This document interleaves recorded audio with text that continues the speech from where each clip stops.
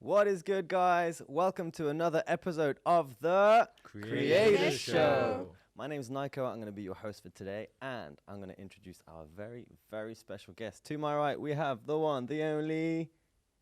I thought it was Master who gets introduced first. No. No. Please say your name. My name is Joshua Andre. You can tell it's been a while since he's been on the show. And to Josh's right, we have. Svenja. How you guys doing? Pretty good, pretty good. Awesome. Yeah. Beautiful. And right in front of me, we have the one, the only, the mighty Master Sri Akarshana. Namaste to everybody. Namaste. So, I thought I'd bring you two on here today because we are the Wealth Yogi A-Team. So, for those of you who don't know what the Wealth Yogi A-Team is and what we do, Svenja, you want to tell them a little bit about? Well, we're providing all these great opportunities for people who would actually like to balance out the spiritual side with the physical side and learn all about like getting that abundance in the physical and the spiritual. A lot of people can't accept that, no? No. Yeah. I've been seeing your ads running recently, and a lot of comments come in. Oh, They yeah. don't accept it, huh? Yeah. Oh my God, why is he practicing yoga? And why is there a Lamborghini there? Right. Yeah, I had yeah. someone like comment on one of my ads which says like, you can't be doing this to yoga, or like, how can you be using yoga for this, or like Yoga apparently is for unity, Yeah. Yes. Union. union. That's what it means. But they're not very union, are they? No. They're very separate. They're very very separate. judgmental. I've seen it's a big problem. It's good for ad engagement, but I've seen like it's a massive problem. And even when I first started on this journey, I used to think that if you started to make money and stuff, that it probably would make you a bad person. But it's only until like learning a bit more and realizing that actually, like what you say, Master, it's a magnifier, right? A magnifier of your current personality. But Yeah. it's funny how people are conditioned, no? Yeah, for sure.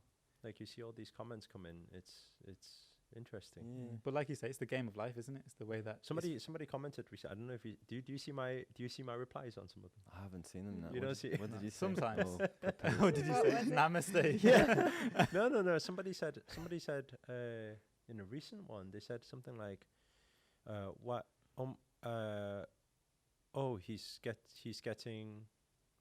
he's trying to use the Lamborghini for to as clickbait or something.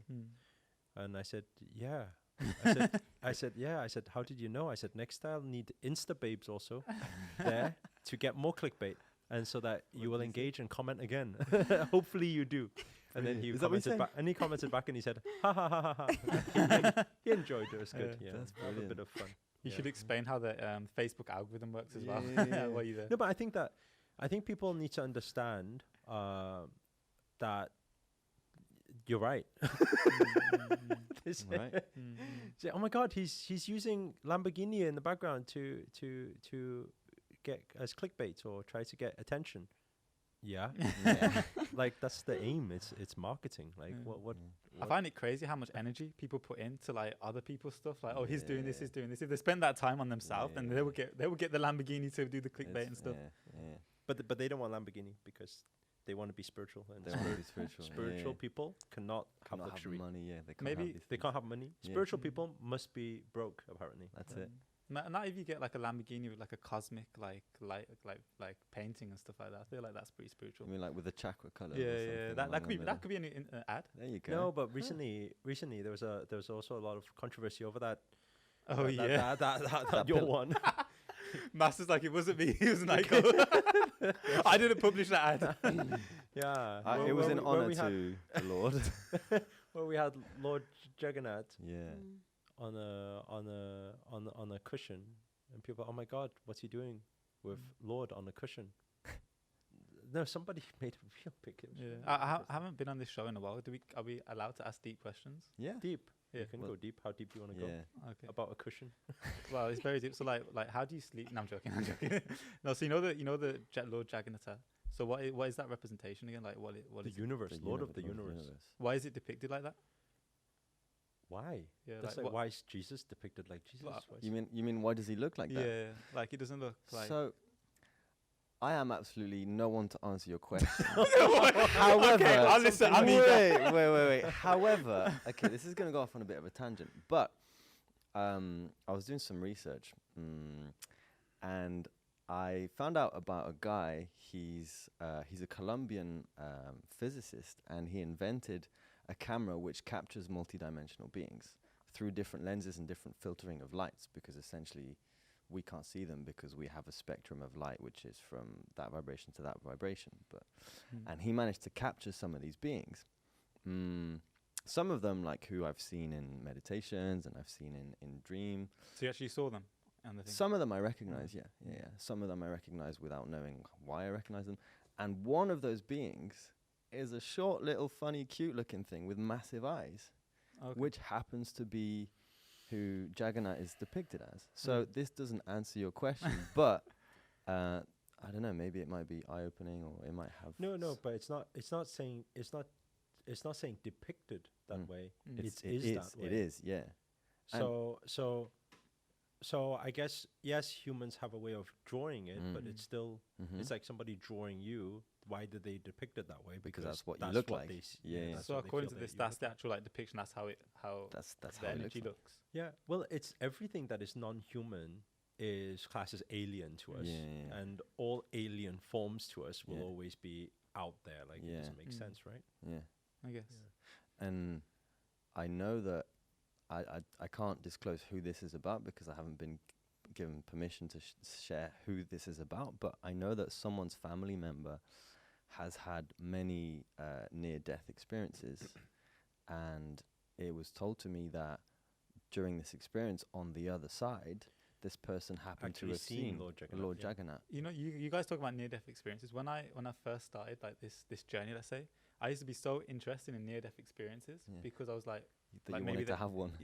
no, maybe like they have some like insight right into what's on the other side. Yeah, of course. But when I was looking into it, what I found interesting was that like Christians would see like Jesus, Buddhists would see Buddha, Muslims would see Allah. So now, like at that point, it was like, okay, like what is real? Then your thought was it's all a scam. Then it's like, oh crap. Okay, yeah. So yeah, it caused a lot of confusion for some time.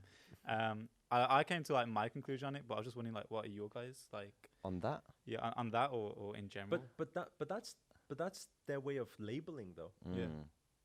Like if they seen something, I don't believe they see exactly like that, or maybe they connect with that. Yeah. But also, whatever they see that is powerful, that is their vocabulary. So they will naturally just say that anyway. So I have like a question, I guess. Maybe I think that might be for you, Master. Before kind of directing my spiritual practice to Himalayan guidance, I read a book. This was before coming to Wealth Yogi early this year. I read a book called Conversations with God. I don't know if you've heard of this book. And I learned from this book that whatever you see when you're on the other side is essentially just a materialization of your own thought. It's just an instant, like, it just happens because it's the same way as what we experience here on Earth. What you believe you see, what you perceive becomes your reality. The only thing on the other side is it becomes more instant because we're not locked to time and space. So that might be why these people who have such strong religious beliefs might materialize the image of like whatever they so think. But from understanding Himalayan teachings, actually there is a set thing that happens, or there are set figures. Does that make sense? Yeah, it makes sense what you're saying. Yeah. No, but there's no set figures. No, nothing is tied that way. Also in Grandmaster's teachings, it's not saying. Grandmaster always says, people ask, okay, what is your religion? What is the God you believe in? And Grandmaster always says, who is my God is for me. Like it's not for you. That's who I feel connected with. And it's open for all. So all is real. So Jesus is real. All God is real. So people, they should just be bothered in who they're connecting with instead. You see, and so I don't think it's one set. Yeah. And it's interesting we talk about the near-death experiences, because on the way, the journey to here today, it just so happened that I randomly met in 3 different countries 3 different people who said from the first time I heard it was apparently they died and they came back, and they just wanted to share with me for some random reason. We just sat down and they started talking. As in a random person. Yeah. Oh, wow. And then the second time, Not so random. and then the second time, it was just apparently this person was telling me, like, it was like 2 years apart each time. Yeah. And then somebody said that. And then the third time, somebody said that. And I'm just like, man, Yeah, what is this? you all died before and you all came back. It's like, is this like what? But the weird thing, which is not so weird now, but back then, was that every time they talk about their experience was all similar. Like there were similarities, there's commonalities. Yes, they might talk about a different God, they might talk, but the way the gateway is, what they experience, what they feel, was very, very similar. Which was, it's funny how you said that you used to be interested in it, because that was what got me onto more of a seeker's journey, wanting to really know, hey, wait there a second, why are these people appearing in my life, and why are they all speaking about the same thing? But it's all different. Like one of the guys was in Slovakia, and there was somebody translating to me. It's not like they all set up and all 3 knew each other, you know. But it's the logical it's mind kicks in. It's like, interesting. are they lying to me? Sure, fascinating. And you know, because I've been doing a lot of research, and what people have misunderstood or misinterpreted about the word God, actually, if you look way, way, way, way back, people gave the name God to beings which actually just descended from the skies. So alien or non-human forms. But that got messed up in translation, and it's just, so that's why people think Buddha is God, Allah is God, Jesus is God.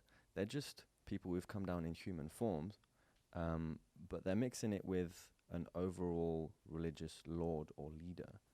So that may be why. Wow. Huh? What you just said is going to bring a lot of comments in, huh? Michael's How really good dare at this you? now. You say my God, my God was some other being. Like, comment, subscribe, and share. So yeah, people kind of misinterpreted the whole word of God, I think. And if you disagree, then namaste. Can I ask you something? Like, from talking to these people who had like this near-death experiences, did you like took something out of this where you would say, like, if you would know someone who is close to death, who is approaching death, that you would share with them? What happens? Would I share? Yeah, is there something like something in particular you would share with the person who is approaching death? I think to somehow bring peace into their mind, that everything's okay, life will continue, would be the smoothest exit, I think. That we continue as we are. Everything will be like that. So, and it's, but by that time is, I think that's the best you can do at that time, because the interesting thing is, Grandmaster teaches we are preparing for that moment. Like in every moment right now, we are preparing for that moment. And so, because by that time it's too late to you cannot correct, you cannot correct your life you've lived so far. So that is the only thing you can say is just, everything is fine. It will continue. I think it's more important for people to realize that now is already happening. Now is the preparation, because everything you put out, you get back, and it continues. So we need to live every moment that way, where we are doing our best to give out positivity and love. Yeah, The one thing that there's a few things. One of the things is because when we go, then there will be a recollection of everything that's happened. Mm-hmm. So if there's been a lot of bad doings, then it's like going through that whole movie again, which is not very nice, you see. So in preparation for that, you wouldn't like that experience during death. As many nice stuff as possible. And the second is, and this goes out to, and I'm sure there's a lot of people out there with these thoughts before. I've had the thought before during my depression times, is suicide thoughts. And it's funny because recently somebody said that during one of the AMA sessions in one of our events, said that like, what happens when we suicide? And I asked why. I said, are you really considering it? And she said yes. She said to leave. And I said, well, if I was you, I wouldn't do it, because if you suicide, first of all, you'll go through all the things that you've been through again. And then when you exit the game, they'll have to put you back into the game, back in the same challenges again. So I said, all that trouble just to be in the same shit again. I said, I would rather not, you know. Yeah. And it becomes worse because you've done some things to exit a different way, you know. So I said, I wouldn't do it that way. So I think, I think it's not. I think preparation. It sounds a bit like on a downer note, you know, but the message is to live every moment as well as we can. What would you like recommend to people who are going through that? Because I know someone reached out to me recently that they were going through some stuff. I know that I've been through things in the past. I know a lot of people watching this would have been through things. But in those moments, it's like you're really in like a tunnel, right? You're in a tunnel. It's hard to see like what's on the outside. What would you guys like properly recommend for people to do to see out of that tunnel? Oh man. Well, I was once Have told. you ever had that moment before? No. Not that dark. It's been like, that's an option. Like, because I know It's an option. no, but not in a way of like, I want to make it happen. But I've had times where it's like, fudge. I didn't continue the word. Fudge, like, shit's really dark and it's tough, but I always had this desire to keep rising and carrying on and never stopping. That's good. Because although I can't tell the tale of what happens after, I know that it's not nice if you choose to take your own life. But you've been in that moment before. So what's your advice? Come to Wealth Yogi. Yes, actually now it is. But I'd say allow for help, allow for support, and first just try to come to acceptance. Just accept the situation how it is. Stop blaming yourself and wanting to have it different. I think that's the first step to that has to be there before you can move out of it. But some people in that stage, probably they're not thinking for change. They're just thinking, I'm in a bad mess and I want to leave. I want to get rid of all of this, right? Well, In that case, they would just be talk to people and allow for support. Go to Kenya. I think well, that changed my life. Huh? Yeah. Yeah, I think taking yourself out of context. Yeah. Again, you're in a confined space. When in that, like what you're saying, it's like a tunnel or like a room even. All you can see is the four walls. So you see the four walls, which is seeming like the whole world's against you right now. And everything's bad. All you need to do is step outside. Because when you step outside, you see things are different. For me, I stepped outside. Yeah. For Svenja, she stepped outside. Whether it's speaking to different people, hanging around with different people, learning new things, or going somewhere else. The moment you step outside, you realize, hey, wait there a second. There are rainbows out there. There is something else happening out there. But when you are in that space, you are puts yourself into that set mindset that, hey, there's only these four walls. Everywhere I look is bad. Why? It's because you're not walking outside the room. So take yourself out of context. And always remember, when you exit that way, you will come... because that's the level of the game you ended. So the next time when you come round into the game, they will put you back into the same room again. Then you have to go through it again. So there's no point in actually exiting that way. You just open the door, move out, change environment, Go somewhere else. Go somewhere you've never been before. For me, it was Kenya. Speak to people you've never spoke to before, and then all doors will start opening up.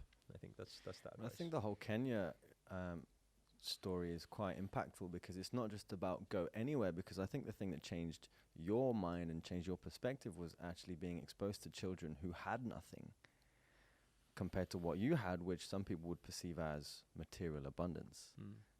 So that was perspective. Yeah. But that was relevant to my story. Yeah. Because then I was accumulating money but not happy. So then seeing people without money and being happy. So that was for my journey. Some people, they're in that suicide thought because of relationship or something, you know. And I think to understand all of this, universe, God will never give you something that you cannot handle. Everything is a blessing in disguise. And so move out from that room, I think is the best advice. Beautiful. How did we get onto that topic? It's an interesting topic, huh? Yeah. Suicide, huh? Suicide thoughts, depression. But it's big. Mental health is big, huge thing. Yeah, and it's the thing that's not totally accepted, or people are worried to or shy to speak up about. And Depression is when you're in mind, you're in depression. Yeah. When mind, only in mind. That is the room we're talking about. Yeah. The mind, that is the room, because the room will you only hear your little voice and you and. So what advice would you give, like a simple, easy practice to get out of mind? Would it be breathing technique? Would it be visualization, meditation, yoga? Yeah, so Come to Wealth Yogi. breathwork practice will for sure do it. But changing environment will change everything. Go on holiday. You change environment. Yeah, you know, you just brought back a flashback to when I was probably last year. I was having my roof done. It's like a random story now, but I was having my roof done, and I was doing like work in the house to just like natural life stresses that people go through. Not really stresses, but in the time it felt like it. But then when I was having my roof done, the roof was like, "Oh, do you want to come up and have a look?" I was like, "I'm not too sure I want to climb this ladder, but I'll take a look." So I started climbing the ladder. And then as I got up, this is the first time in 15 years that I saw my road like that. Like, it was a completely new perspective. Yeah. And just by doing that one act of like going up there and just looking, when I came back down, everything else seemed so insignificant. And like, maybe it's because I had a near-death experience, almost falling down the ladder. but that's a slight detail. I didn't see Jesus or anything in that time, but it was close. You seen a road? Yeah, I saw a lot of roads. To Jesus. But no, so honestly, that changed. Like, literally put everything into perspective. Like, everything just seemed like insignificant. It just like that little change. So I see what you're saying about taking yourself out. Can have a massive impact. Getting a bird's eye view. That's so true. Different environment. Yeah. It's insightful. Very much so. I'm thinking of a similar story, but it won't be as impactful as yours. Cheers, Nico. Yeah. That was a good roof story. Yeah, good roof story. Yeah, I've got another roof story, but yours is better. Yeah,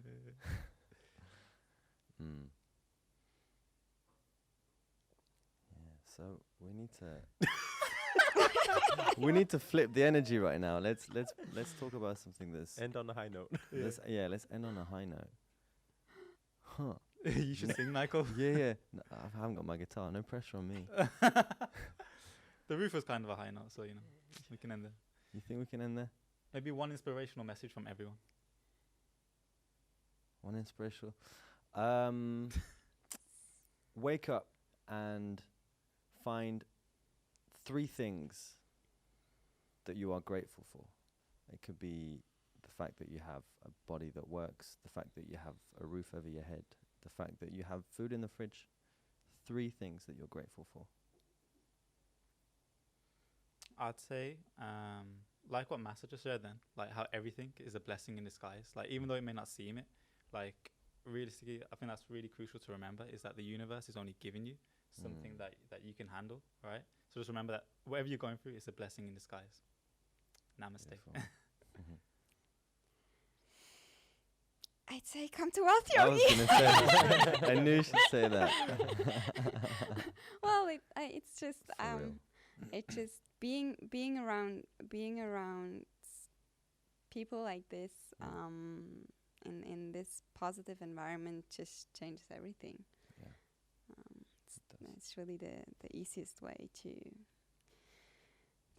to flip it around. Completely transform your life. Yeah, for sure. I think one slightly different would be to practice acts of service, acts of kindness. See where you can help people. Because a lot of the time when you are going through certain things in life, you are thinking about yourself. You're thinking about all the problems that's happening to you. Instead of that, if you shift the perspective by saying, hey, how can I help the people around me? Start noticing, where can I help? Who can I help? It could be small acts, you know? It could just be giving a smile, giving a hug, to people. Once you start doing that, you start finding purpose because you become purposeful. And then when there's no such thing as action without reaction. This is how human interaction happens. So when we do something, an act of kindness, people give that response. We see the response directly from the universe, which is a thank you, a smile, or a hug back, and we feel good. So that will help shift perspective as well. So I think, and you can never go wrong practicing kindness or serving others. Beautiful. Thank you for your shares. On that note, guys, on the high note, I think it's time to wrap it up. If you got any value from this whatsoever, especially if you know that there's someone out there who may be able to get value from this and it may help them, then you know what to do. Make sure you like, comment, subscribe, and share. So hit that subscribe button and the notifications button. That's the little bell sign, by the way. And that's us for now. We'll see you on the next Creator Show. Namaste. Namaste. Namaste. Namaste.